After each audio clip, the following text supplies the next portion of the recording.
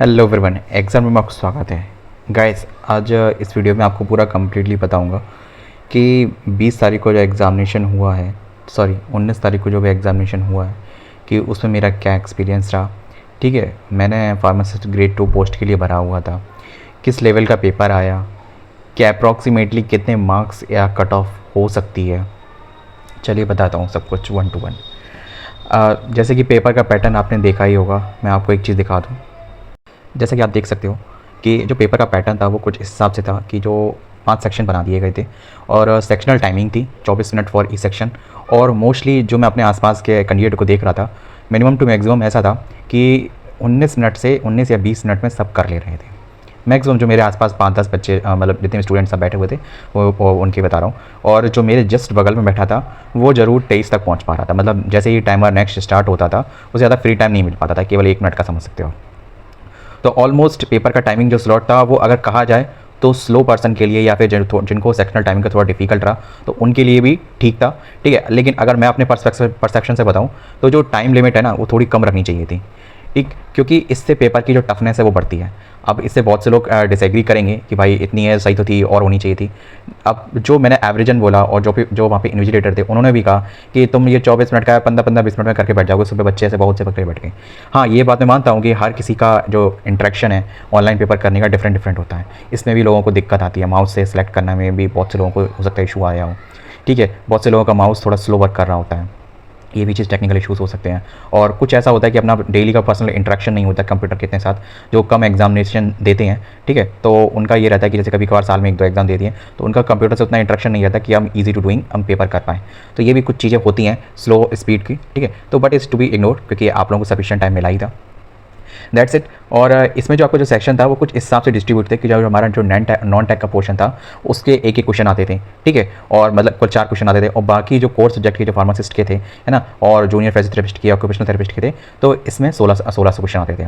तो ये ऐसा नहीं था कि जैसे कि बहुत से पेपर पहले होता था कि सीक्वेंस वाइज चलता है कि पहले जैसे कि ESIC का हुआ था, अगर आपने देखा हो तो एक तरफ टैग का था, एक फिर दूसरा सेक्शन खुला तो वो नॉन टैग का था। ठीक है, पूरा टाइम स्लॉट मिला था। तो ये चीज़ मैंने थी, इसमें सेक्शनल टाइमिंग थी। तो ये अगर पेपर का पैटर्न देखा जाए तो बिल्कुल अलग है। जितने भी अभी तक जितने भी फार्मासिस्ट के जितने भी प्रीवियस एग्जामिनेशन हो सके उसका इससे कोई संबंध नहीं है। ठीक है, अब दूसरी बात करते हैं कि पेपर का लेवल कैसा रहेगा। अगर मैंने जो अटैम्प्ट किया, देखो अटैम्प्ट तो सीधी सी बात है, नो नेगेटिव मार्किंग तो सभी ने पूरे ही अटैम्प्ट किए होंगे। ठीक है, बट अगर जिपमर का किसी ने अगर रिसेंटली रिजल्ट देखा हो तो वो पूरे अटैम्प्ट नहीं करेगा या फिर अपने जो भी गैसेस होंगे, रॉन्ग गैसेस होंगे ना, उनको करने का परहेज करेगा। लेकिन फिर भी एक बात, अगर जो मैं अपने परस्पेक्टिव हूँ, मैं भी सारी करके आऊँ क्योंकि मैंने भी जिपमर का रिजल्ट देखा है। ठीक है, क्योंकि उसमें नेगेटिव मार्किंग से थोड़ा स्कोर का अपडेशन हुआ है। ठीक है, डिफरेंट थोड़े हुए हैं ऊपर नीचे। ठीक है, तो ये चीज़ है, ये चीज़ थोड़ी सी चेंजमेंट आई है कि, और ये ऐसा नहीं है कि नेगेटिव मार्किंग का जो इफेक्ट है ये पहले से बताया नहीं गया या फिर पहले से ये चल नहीं रहा है। ठीक है, सफदरगंज हॉस्पिटल वाला था, भले उसमें ये चीज़ इफेक्ट काम नहीं हुआ, ज़रूरत नहीं पड़ी उसकी। ठीक है, बट इंस्ट्रक्शंस ये चीज़ थी। ठीक है, अब नेक्स्ट बात कर लेते हैं कि जो पेपर का लेवल आपका, जैसे कि बोला जाए, अब तो सभी ने तो सभी अटैम्प्ट किए होंगे, बट मैंने अभी जो पोल लगाया है तो आप लोग प्लीज़ सब जो जाके पोल कीजिएगा कि अकॉर्डिंग टू योर एजम्पशन। देखो, हम लोग को हर एप्लीकेंट को पता होता है कि भाई मैं इस पर टिक लगा रहा हूँ कि 25% सही है, 50% सही है कि 100% सही है। ठीक है, कि 300 में से मतलब 100 क्वेश्चन में से आप कितने कह सकते हो कि आपके 80 सही होंगे या 70 सही होंगे, एक एजम्पशन गैसेस। ठीक है, आप जाओ फटाफट से उस पोल पे टिक करो जाके। ठीक है, स्टेनोग्राफर एंड जो फार्मासिस्ट की दोनों पोस्ट के लिए मैंने उसमें पोल क्रिएट कर दिया है।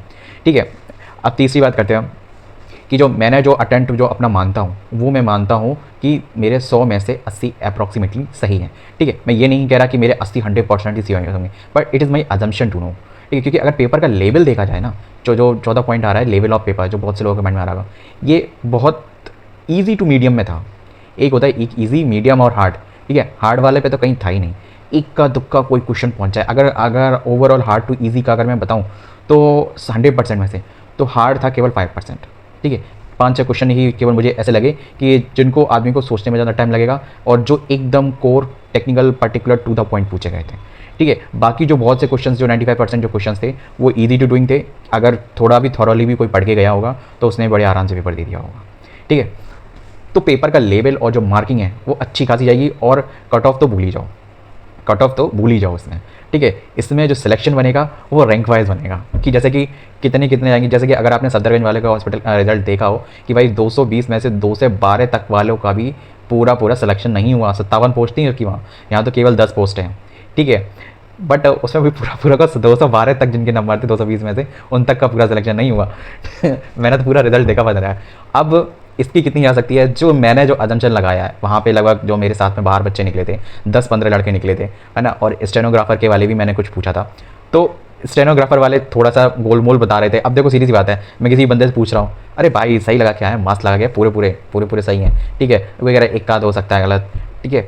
तो अगर फार्मासिस्ट की अगर मैं एक रफली पूरा एक एरिया बताऊँ, तो कहा तो सबने सब करके आए हैं, पर जो धीमे धीमे करके जब बात करते रहे, थोड़ा थोड़ा बस स्टैंड जाते तक, ठीक है, उनसे बातें होती रहीं, तो उससे ये लगा कि उनके भी किसी का भी 70 से 80% के आसपास ही सही है, ठीक है। इससे मैक्सिमम किसी का भी सही नहीं है, मैक्स टू मैक्स बचा रहा हूँ, ठीक है ना। दूसरा जो जाएगी, ठीक है, मैक्सिमम जो मुझे लग रहा है 270 या 280 तक वाले के ऊपर या इतने तक वाले बच्चे ही सिलेक्ट होंगे, अगर इतने तक रैंकिंग जाती है तो, ठीक है। क्योंकि पेपर एक जो उस किसका अच्छा हुआ होगा, फार्मासिस्ट का पेपर किसका अच्छा हुआ होगा, मैं एक बात और बता दूँ, जो बच्चा रिसेंटली 6 मंथ 1 ईयर में पास आउट हुआ है, ठीक है, साल 1.5 साल में जो भी पास आउट हुआ है बंदा, ठीक है, उसका पेपर बहुत मस्त हुआ होगा।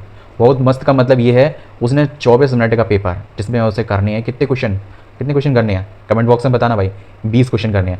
वो क्वेश्चन उसने मात्र और मात्र 10 या मैक्स टू मैक्स 15 मिनट में कर लिए होंगे, ये मैं कह सकता हूँ।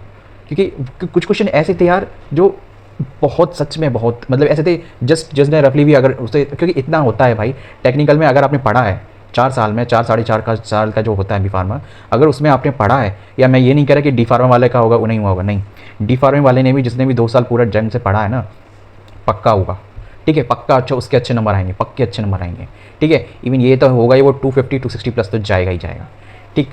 अब कितना क्या हो सकता है, ठीक है, कितने बच्चों का सिलेक्शन होगा, क्योंकि और सबसे बड़ी बात आ रही है कि भाई रिजल्ट कब तक आएगा, है ना। तो कट ऑफ वाले तो भूल ही जाओ, देखो कट ऑफ का तो आप सोचो मत, क्योंकि पेपर जिस हिसाब से पेपर का जो लेवल था वो ईजी टू मीडियम था, तो वो मीडियम से ईजी टू मीडियम तो नहीं होगा, मीडियम टू ईजी था, ठीक है, मतलब ईजी की डायरेक्शन में ज़्यादा था। तो उसके अकॉर्डिंग आपको ये बताओ, तो पेपर का तो कुछ पूछो मत, कट ऑफ पे तो कुछ होगा ही नहीं, रैंकिंग पे ही होगा, है ना। और क्वेश्चंस तो अगर आपने देखा होगा, रेलवे का एक क्वेश्चन रिपीट हुआ था, आरआरबी का, अगर किसी ने 2019 का पेपर लगाया होगा, ठीक है, क्योंकि मैंने पिछले लगा 3-4 साल के पेपर लगाए थे, ठीक। एक तो डीएसएसबी का 2015 वाला लगाया था, 2014 वाला लगाया था, ठीक है, और 2019 वाला लगाया था, 18 वाला, सॉरी 19 में तो एग्जाम नहीं हुआ था डीएसएसबी का, ठीक है। और लगाया था, हाँ, और ये आरआरबी वाला लगाया, एक और कोई लगाया था, शायद ईएसआईसी का था वो, ठीक है। तो कुछ इस हिसाब से मैं 4-5 पेपर लगाए थे, क्योंकि मैंने ऐसी रफली सोचा था, हमने ऐसा होता है ना, टेक्निकल जो अटेंडेंस होती है ना क्वेश्चन के पुटअप होने की, ठीक है, कहाँ से क्या हो सकता है, वो थोड़ा प्रीवियस पेपर से थोड़ा अच्छा अंदाजा लग जाता है, और उसके रफली नियर अबाउट अगर याद आ जाता है, ठीक है। अगर आपने पढ़ा होगा पहले का, ठीक है, तो इतना है कि अगर कोई टॉपिक अगर आ रहा है ना, तो उसके आसपास की कुछ ना कुछ वैल्यूज़ वगैरह, है ना, वो याद आ जाती हैं। अब जैसे कि बहुत से क्वेश्चनों के जो कुछ लोगों के क्वेश्चन उसमें जो गलत हुए होंगे इसमें, ठीक है, गलत होने के चांसेस कौन कौन से क्वेश्चन हैं जो सीधे सीधे ईयर से पूछे गए हैं, कि मतलब ये कौन सी साल में हुआ था, ये किस साइंटिस्ट ने किया था, ठीक है। साइंटिस्ट वाला भी फिर भी 1-2 बार हो सकता है, क्योंकि उसमें एक क्वेश्चन रिलेटिविटी की थ्योरी वाला आया था, ठीक है। तो सिंपल सी बात है, रिलेटिविटी वाली थ्योरी तो अपन लोगों ने 12th में ही पढ़ी होती है, तो वो तो क्वेश्चन सभी ने कर दिया होगा। फिर भी अगर कुछ लोग भूल गए होंगे तो मैं उसको भी इग्नोर मान के चलता हूँ। तो जो मैंने कुछ जो हार्ड लगाए हैं ना, वो कुछ इसी सेंस में लगाए हैं कि जैसे कि कोई ईयर पूछ लिया, अब जैसे कि पहली फार्माकोपिया, सबसे पहली फार्माकोपिया कब आई थी, ठीक है, इंडिया की पहली फार्माकोपिया कब आई थी, ठीक। कमेंट बॉक्स में बताना भाई किस किस को याद है, अभी भी याद है, ठीक है। फार्मासिस्ट ओथ, ठीक है, किसी को याद है, कंप्लीट तो कर चुके होगे ना कोर्स। फार्मासिस्ट ओथ मेरे जो सर थे वो कहते कि भाई पढ़ लो तो पढ़ लो अभी, है ना, जो क्योंकि फर्स्ट ईयर में पढ़ाई आती है।